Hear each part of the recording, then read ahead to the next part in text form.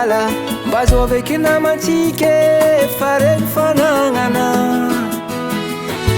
maro olo mandoto ragno karaha zegny koa tory tanety koa zegny edy nataony dadilahy atsika tsy natatra ke tontolo iaignatsika tsy toko robatiny gasikara malalantsika mila fagnamboarana lagnany mamono biby mamono namagna olo mandory tamety tsy tia tanirazagna lagnany mandoto rano mamontegna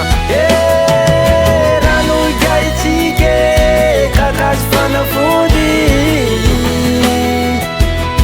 biby io namantsika namagna entomody mandora matsilagny zegny manobakazy mandora matsilagny anao mandora matsilagny zegny manimba zegny mandora matsilagny anao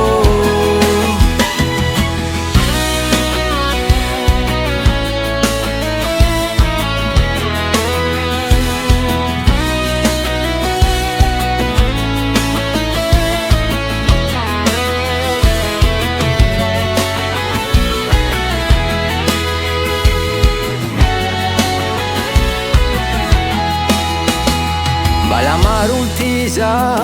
karaha zegny miafiafy ndre tsy anao ndre tsy za fa misy olo baka andafy indrindra ny kasikany sy rô biby tsy fohita mbala maro ny atiala voararantsika izy ko anao ty ahita ke tontolo iaignatsika tsy toko robatiny gasikara malalantsika mila fagnamboarana lagnany mamono biby mamono namagna olo mandory tamety tsy tia tanirazagna lagnany mandoto rano mamontegna rano igaitsika kakazo fanafody biby io namantsika namagna entomody mandora matsilagny zegny manobakazy mandora matsilagny anao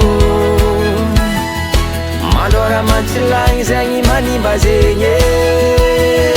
mandora matsilagny anao